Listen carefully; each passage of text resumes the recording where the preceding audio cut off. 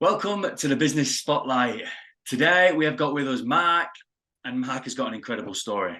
He's got an incredible story of growth, but he's also got an incredible story about how he started his business in the first place and what really kicked him into his entrepreneurial journey. So I don't want to share too much of the story. That's what Marc's here to do. So Marc, it's great to have you with us. Thank you very much for having me. It's a pleasure being here. So Marc, let's start off. Just tell us about your history. I've teased everybody a little bit. Tell us about the history. Tell us about how you started the business and then how the business has gone since incorporation. Absolutely. So I suppose I started my working career working for Asda at quite a young age. I became a store manager reasonably quickly, started doing various roles, including fixing broken stores and loads of other kind of really interesting, exciting areas. But sadly for me, I kind of fell on ill health at the time. I had a number of shoulder operations from a dislocating shoulder. I had a number of difficult knee operations. And I spent a lot of my time in my 20s in a lot of pain, trying to work, but also trying to kind of balance my day-to-day life. And it really damaged my kind of quality of life. So after I'd had a couple of operations, I really started studying kind of plant science, herbal medicines, and different areas that would be supportive both for pain, inflammation, and areas that could help me. It very quickly led me to getting a good understanding of chemistry and various kind of wellness products and herbal medicines and different things that are being used around the world to benefit people who are in similar sort of pain to myself. And that was really the beginning of the journey of B3 Labs. I started developing loads of different products using herbal extracts, using terpenes, obviously CBD, which is our main ingredient, which many people are finding to have absolute fantastic benefits for them. So that was what really got me started.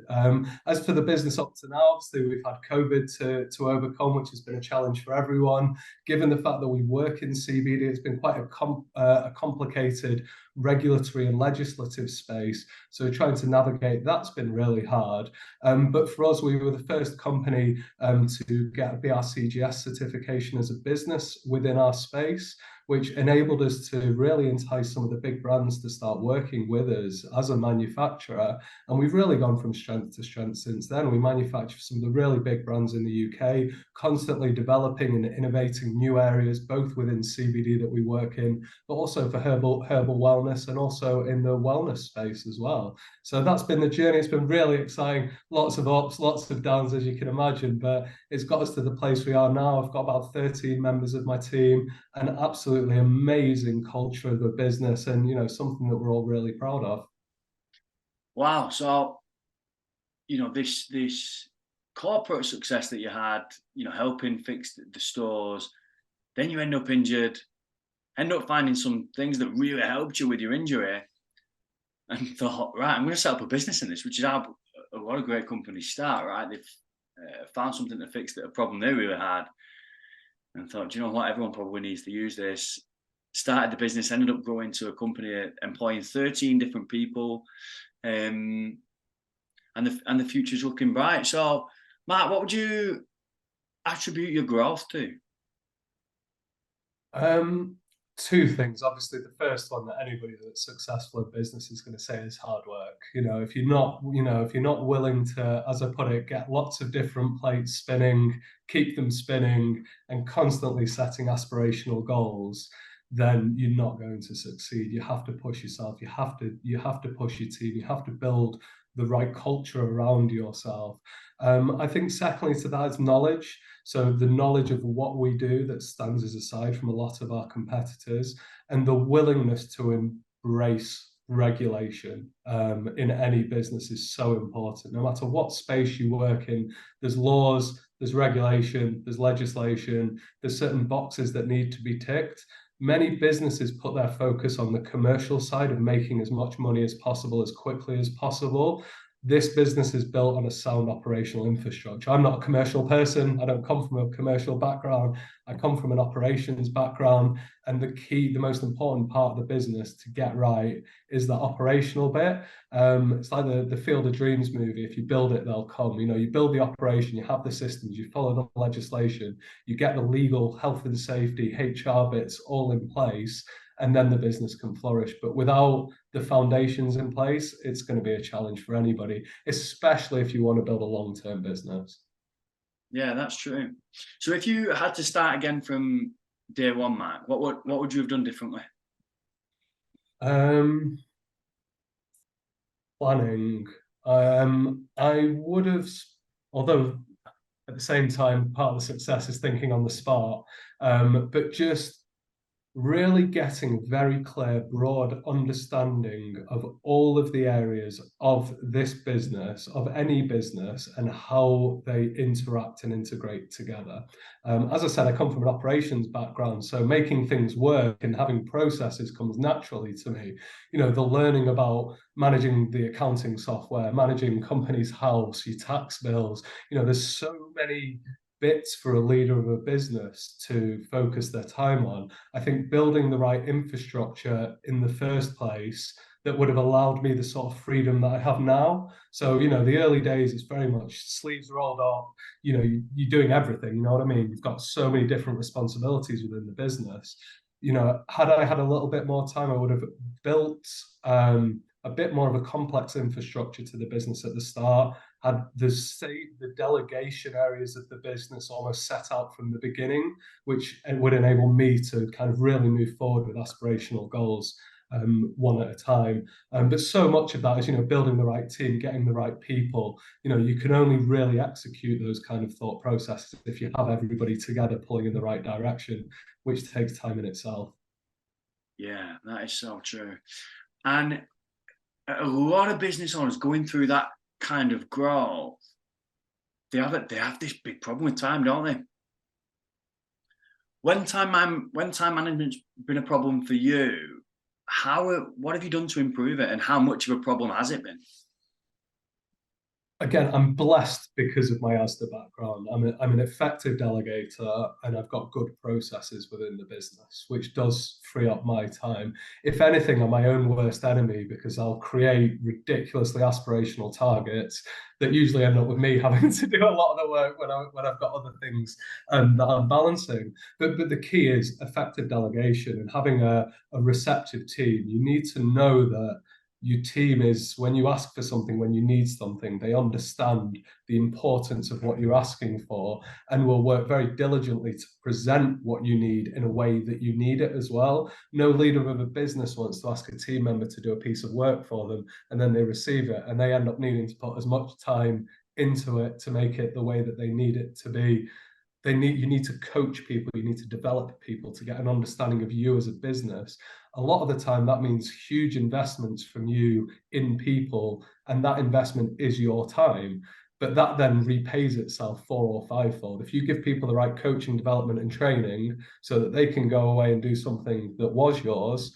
You're then in a really strong position to go and do something else and have that faith and trust in them. But coaching, management, you know, developing people, I'm lucky because of my ASDA background, but I can imagine that's a really challenging area for a lot of people. When, as a business leader, you are, you know, you're doing everything. You're managing all the different areas of the business, and if you can't coach and develop to deliver what you need, it can be a real struggle. Yeah, okay. So what you're saying is make sure you're building a strong team, delegating well, and making sure that team's got a system to follow, a Yeah. process to follow. Process, and you know, my biggest takeaway from ASDA was process, process, process. If you do something more than a couple of times, it should be written down on a piece of paper and it should have a process. And once you've got these processes documented, if you have sick calls, if you have issues with people, that's a documented process that anybody can follow. Because more often than not, you've got a small team, you've got lots of jobs that need to be done. One person going off sick can have a catastrophic effect on a small business. So you need to be able to have effective deputization and training and documentation to be able to fulfill these objectives. Mm, that's a real good shout. So the challenges and problems never stop in business, right? And I'm sure our viewers are going to be pretty keen to know, as you continue your growth story and as you look into the future, looking to grow, what would you say is your biggest challenge that you're going through right now? Understanding the world of financing and accessing cash is probably the biggest area. And it's probably an area a lot of entrepreneurs don't get a lot of support from unless they come from that traditional corporate finance background and then enter the space of becoming an entrepreneur. Understanding, when can I debt finance? What debt finance do I want? How do I manage those repayments? Or do I want an investor? Do I want to give away equity? Do I want to give away control in the business? All of these things are such profound decisions that you have to make that completely alter the course of your business for right or for wrong. So we're in a really big stage of growth at the moment. We're looking to bring in other forms of manufacturing, other areas to expand our business into wellness and other areas. And we have that kind of crossroads where, do we want to get an investor who will potentially give us the cash and make it quicker, easier for us to reach our objectives, but ultimately lose that control over decision making over the business? Or do we want to go down a debt finance route, which is more cumbersome? You're going to have payments, plus you're going to have interest to repay. Managing the business is a lot more challenging in that instance, but you maintain full control of the business. That's, for me, navigating that landscape and finding good finance brokers, good advisors, good accountants, having the right people around you to aid you in making the right decisions is really key. And it is in any area of business, having the right people to support and advise you is so important. Yeah, interesting, and a great insight as well. And I think you're absolutely right. Not many business owners are taking the time to get the knowledge, education, and resources that they need, especially when it comes to raising funds, whether that be through private equity, venture capital, or elsewhere. Like you said, the typical route, go and get a business loan and going from there, or many of the other options. There's a whole bunch of other things that we can do as well. So interesting.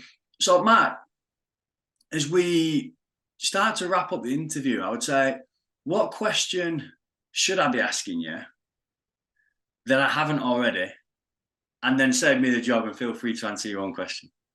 I mean, given the fact that, my passion is in wellness, it's in helping people, it's in finding innovative herbal extracts and plant-based extracts and ingredients to really help people have fulfilled lives and live in homeostasis. The question I would be asking me if I was you was, how do you perceive the future of wellness, and how do you envisage, businesses like B3 are going to have an impact on some of the major players in the wellness market in the future? And the answer to that question would be finding efficacy within specialized ingredients, finding ingredients that presently might fall under complex regulation, and being able to overcome the regulation, show the claims and prove the health claims of these products so that consumers feel that they're not buying snake oil. The consumer's at the heart of everything that you do, and you want science evidence-backed wellness products that somebody can go into a shop and say, I'm taking this and I know it will do this. Like vitamin D is a great example. People know in the summertime you become depleted in vitamin D. It manages your immune system and various other functions within you. So people supplement vitamin D in the winter time. But that's a vitamin, and we know that we need these things. There's various herbs that have been used for thousands of years by human beings to keep our bodies in homeostasis. And we're now at such a challenging time that we're consuming more processed food than ever. We're consuming more pharmaceutical medications than ever. So for us to find that homeostasis in the human body to live a happy, fulfilled life, that's the challenge. And that's the challenge that I and we as a business want to help people to overcome. Yeah, love that. So last question, where do you see yourself in 5 years, and any words of advice for business owners who are looking to grow? In 5 years, I see us as a business making multiple different types of finished products, utilizing multiple different herbs and vitamins, that predominantly herbs that people have never heard about, but when they do take them and they do get to use them, they're seeing massive, profound differences to them, to their own well-being, and do so. Taking this business from a really innovative manufacturing company and taking it forward to being a business that has solid science, health claim backed products that are able to really disrupt and strengthen the wellness industry to be an area that people can get products that they want and they need to aid them in their day-to-day lives. Really cool. So, Mike, this all sounds incredible. How do our viewers get in touch with you, learn more about you, and how do they buy your products if they're interested, or get in touch if they have any more questions? So we are a B2B company, so we don't have a brand. Like, I'm a product development, and I'm an innovator. So branding, marketing, getting listings was never an area that I envisaged as a business as going to. I see it as, to use the analogy of a computer, I want us to be the Intel chip that powers every computer in the world. By saying that, I mean wellness product, and somebody else can go away and manufacture the computer side of it. So, I mean, if you went into Holland and Barrett and you looked on the CBD shelves, there's a plethora of products that you'll find that have been manufactured by us. If you're a business and you want to get in touch and you want to talk about developing a product range, you can reach us on info@b3labs.co.uk. We're quite often at different events. I do a number of speaking, a number of talks at different events, really kind of educating people. So yeah, it'd be nice if we had a brand and we had that direct route of education, but unfortunately we don't. But we are, through our brands, we try and put that messaging across, and of course that compliance as well. Brilliant. Marc, thank you so much for taking the time to share your learnings about running a business with our viewers. It's been an absolute pleasure. Thank you very much for having me.